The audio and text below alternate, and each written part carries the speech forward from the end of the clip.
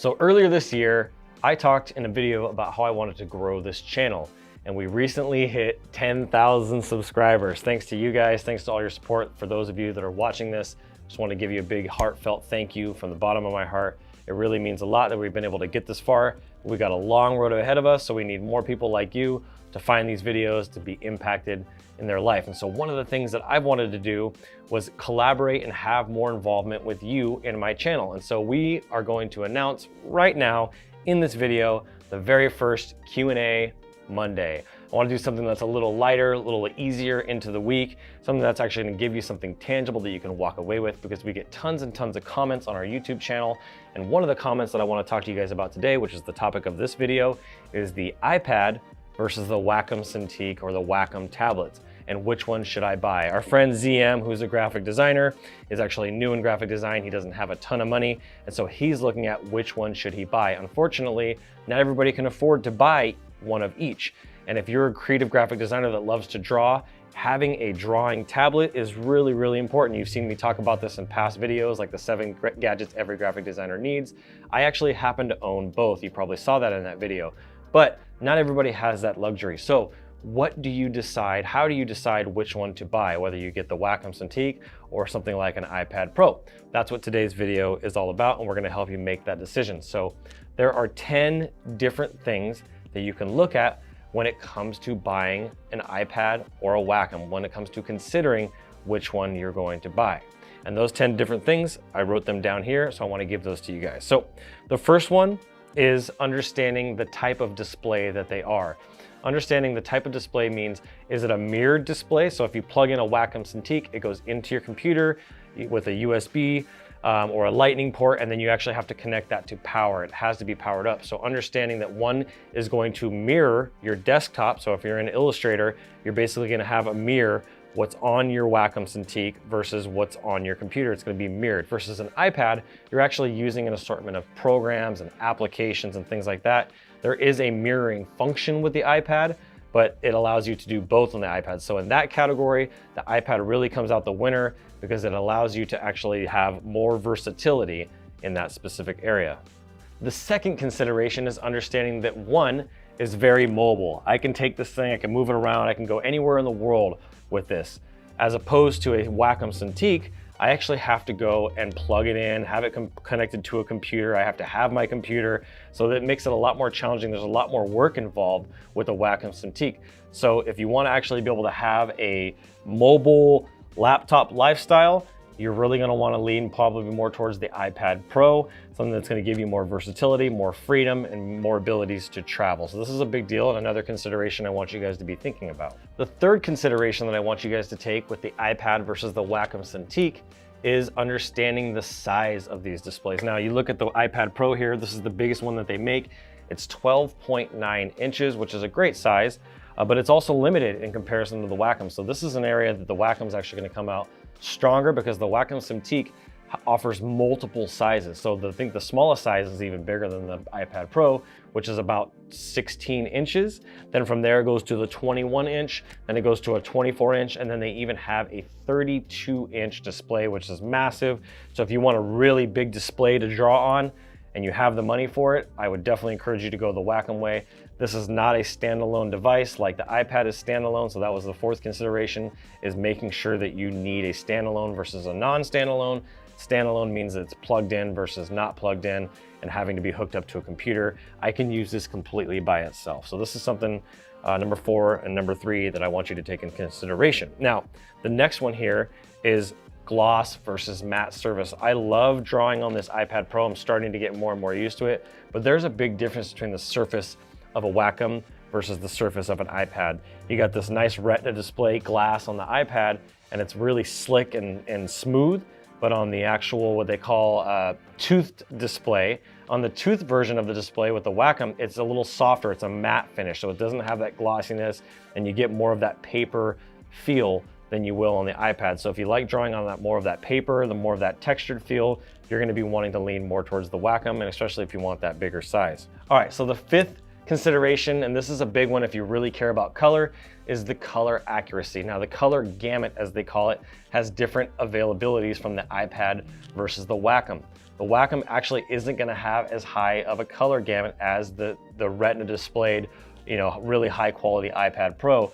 The iPad Pro has a much bigger color gamut, I think about 115%, versus the Wacom, which has about a 96% color gamut. So it definitely lacks in that, but there are newer and better Wacom Cintiq tablets. And I would just look at the specifications on the ones that you're considering when you're trying to make this decision.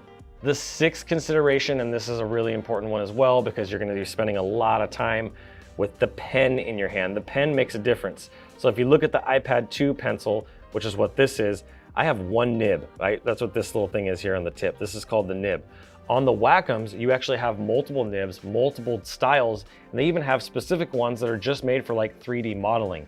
So you can't change these on the iPad. You're stuck with this one and this one only. So if you want to have different nibs, different styles, you are basically limited with the iPad. So you're gonna have more versatility from that standpoint when it comes to the Wacom versus the iPad, but it's something to take into consideration if you're a true artist and you don't wanna be just limited to just this one nib and you wanna have some flexibility, the Wacom's probably gonna be the better way for you to go on that one.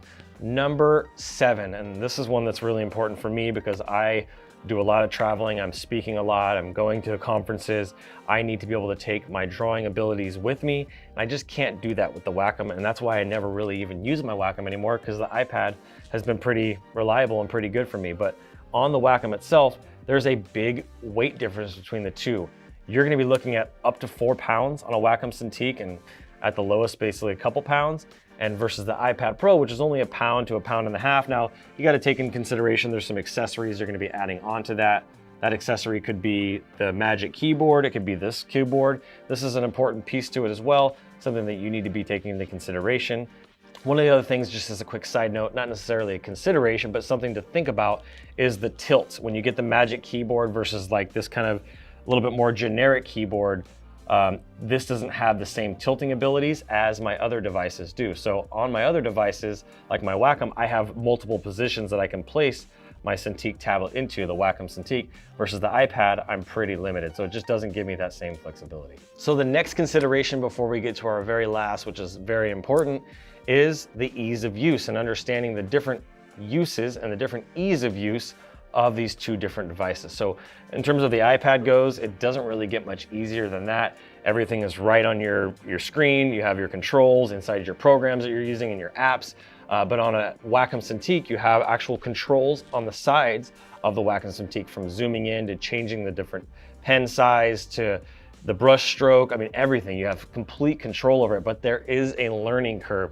There's not really much of any learning curve, very little learning curve on the iPad Pro, versus the Wacom Cintiq is gonna have a little bit more of a learning curve, but it is more for the genuine, true artist. If you're an artist and you just wanna draw all day long and you don't plan on traveling and going anywhere, you're just gonna be sitting at your desk and you want a nice big display, the Wacom is the way to go. If you're a traveler, you need to draw, you need to express yourself, you need to sketch things up, the iPad Pro is a really good tool for that. So it really just depends. Now, the last consideration, and the one that actually initiated me creating this video, is the price. You guys are probably wondering, well, what is the difference in price between the two? Now, this is kind of subjective because it just depends on the type of Wacom Cintiq tablet you're going to get.